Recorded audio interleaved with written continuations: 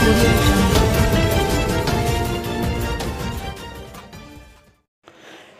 नवंबर ते सिंध के अवामी इनकलाबी शाइर सर्वेज सुजावली की 13वीं वर्सी सुजावल लग सर्वेज नगर में मल्हाई पई वञे। तैयारियूं शुरू आहिनि। उन मौक़े ते सर्वेज नगर में सर्वेज सुजावली के फर्ज़ंद इस्माइल सर्वेज ऐं सूरज सुजावली जो शाहीन न्यूज़ ऐं डायरेक्टर न्यूज़ उमदाद पठान सां कयल ॻाल्हियूं 2018 में रोज़ानी कल्याण अख़बार पारां खेसि मंता एवार्ड ॾिनो वियो। ठटे में इहा तकरीब थी हुई ऐं खेसि मंता कल्याण मंता एवार्ड सां नवाज़ियो वियो। सर्वेज सुजावली साहब जे ज़ाती इस्तेमाल में जेके शयूं रहियूं उन्हनि मां पाण अक्सर सिंधी टोपी पाईंदो ऐं आख़िरी वक़्त में खेसि हीअ सिंधी टोपी पातल हुई।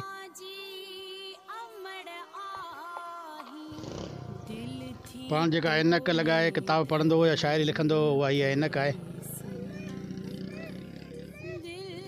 संदसि इस्तेमाल में जेका छड़ी हूंदी हुई जंहिंजे टेक सां उहो बनी बारे ते वेंदो या शहर घुमणु वेंदो उहा छड़ी हीअ मौजूदु आहे।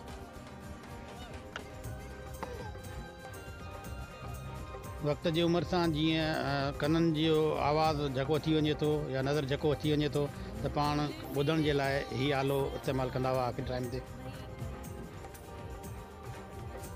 संदन इस्तेमाल में जेका सदरी हुई जेका पाण पाए अक्सर बाज़ार वेंदा हुआ या कंहिं प्रोग्राम में वेंदा आख़िरी टाइम ते खेनि हीअ सदरी पातल हूंदी हुई।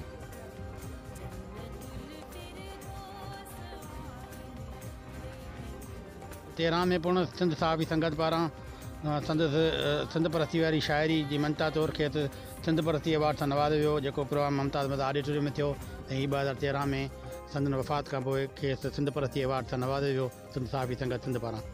साहिब जी शाइरी जो ॿियो मजमो ॿई कंदियूं महिराण जूं जेको संदन वफ़ात खां पोइ असां सर्वेज सुजावली अकेडमी तरफ़ां छपाए मंज़र आम ते आंदो हो ऐं उहो उन वक़्त में ई ख़तमु थी वियो। उनखां पोइ रोशनी पब्लिकेशन पारां उन शाइरी जो ॿियो मजमो मंज़र आम ते आंदो वियो आहे जंहिंजे लाइ असीं रोशनी पब्लिकेशन जा थोराइता आहियूं। सर्वेज सुजावली साहिब जो पहिरियों शहरी मजमो आलियूं अखियूं हाणे बावर जेको 1971 में छपियो हो ऐं उनखे शोहरत जे बुलंदियुनि ताईं पहुचायो हो ऐं 71 ताईं छपियल समूरनि सिंधी किताबनि मां हीअ वाहिद किताब हो जंहिंखे Pakistan writers of guild award सां नवाज़ियो हो। जंहिं वक़्तु हिन किताब जी क़ीमत 5 रुपया हुई उन वक़्त ते हिन किताब खे 50,000 रुपयनि जे एवार्ड सां नवाज़ियो वियो ऐं हिन किताब में सिंध जी समूरी गुरबत सिंध जी समूरी बुख बदहाली जो तमामु चिटा अक्सर नज़र ईंदा। ख़ासि तौर ते सिंध जी मज़लूम पोरियत औरत जेका आहे उन जी अकासी हिन में जेका थियल आहे उहा पढ़ंदे अखियुनि में पाणी भरिजी अचे थो। वतन सर्वेज सुजावली साहिब खे मुख़्तलिफ़ इदारनि मुख़्तलिफ़ शख़्सियतनि मुख़्तलिफ़ प्रोग्रामनि में केतिरा अवार्ड ॾिना विया जिन जो तफ़सीली ज़िक्र त असां तव्हां सां करे चुका आहियूं पर असां वटि जेके शयूं मौजूदु आहिनि छाकाणि जेका 2010 जी ॿोॾि आई उन में समूरी शयूं असां ग़रीब मिसकिन तबक़े सां तालुक़ु रखूं था त हीअ इलाइक़ो सॼो हिन टाइम ते पाणी में ॿोॾि हेठि आयल हो। उन में इलाही सारा अवार्ड इलाही सारियूं शयूं जेके असां गुम थी वियूं पर बाक़ी जेके बचियूं उन्हनि 2004 में सिंध साहिबी संगत पारां खेसि मंता एवार्ड ॾिनो वियो उहो एवार्ड ई मौजूदु आहे। सर्वेज सुजावली साहिब जी 22 अक्टूबर ते जेका वफ़ात थी उन हवाले सां वरिती तक़रीबूं असीं हर साल 22 अक्टूबर ते कंदा आहियूं पर हिन भेरे कुझु असांजे हिते सुजावल ज़िले जे अदीबनि जी वफ़ात जे करे असां मुलतवी करे 13 नवंबर ते वरिती मल्हायूं पिया पर 22 अक्टूबर ते सर्वेज सुजावली साहिब जे वफ़ात वारे ॾींहं ते पीपल्स पार्टी जे चेयरमैन मोहतरम बिलावल भुट्टो ज़रदारी साहिब पंहिंजो तादीती पैगाम जारी कयो जंहिंमें हुन सर्वेज सुजावली खे अवाम जी दिलियुनि जो धड़कन शाइर करार ॾिनो हो ऐं हुनखे जमहूरियत जो अलमबरदार शाइर करार ॾिनो हो। हुन पंहिंजे तादीती बयान सां गॾोगॾु पंहिंजो हिकिड़ो ट्वीट बि जारी कयो जंहिंजो हीअ अक्स तव्हांजे साम्हूं असां रखूं था।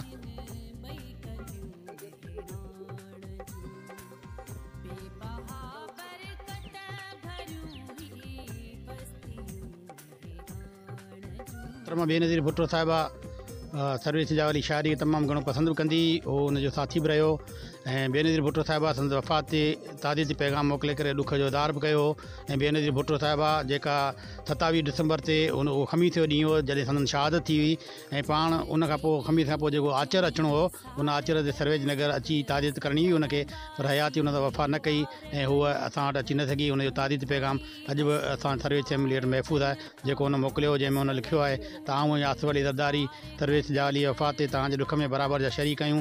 सर्वेज सुजावली साहिब जमहूरियत जो अलमबरदार शाइर हो ऐं हुन आमराना हुकूमतुनि जे ख़ात्मे लाइ भरपूर जदोजहद कई। संदन हीउ ख़त अॼु बि असां वटि मौजूदु आहे।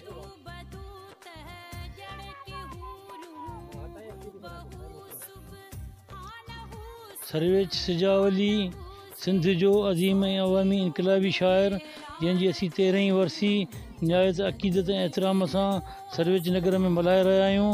सर्वेच सिजावली सिंध जो अवामी इनकलाबी शाइर हुयो जंहिंजी शाइरी अॼु सिंध खे जेकॾहिं बढ़ंदड़ हालतूं आहिनि उन्हनि में ॿारनि जी कमु अचे पई। सर्वेच सिजावली अज़ीम शाइर हुअण सां गॾोगॾु हिकिड़ो अज़ीम पीउ बि हुयो। उहो बुनियादी तौर ते हिकिड़ो ग़रीब मिसकीन माण्हू हुयो। पाण नाके मुंशी हूंदे बि पंहिंजे औलाद जी पंहिंजे पुटनि ऐं नियाण जी अहिड़ी तइलीम अहिड़ी परवरिश कई जो अॼु असां सभु बरसरे रोज़गार आहियूं ऐं असां जंहिं मंज़िल ते पहुता आहियूं उन में सर्वेच सिजावली परवरिश जो वॾो किरदारु आहे। सर्वेच सिजावली जी शाइरी इंशा अल्लाह ताला हमेशह क़ाइमु ऐं दाइम रहंदी ऐं सिंध जे लाइ मशअले राह रहंदी। रांझण यार रुखिवे छाकां रखड़ो रोवां पैज़ार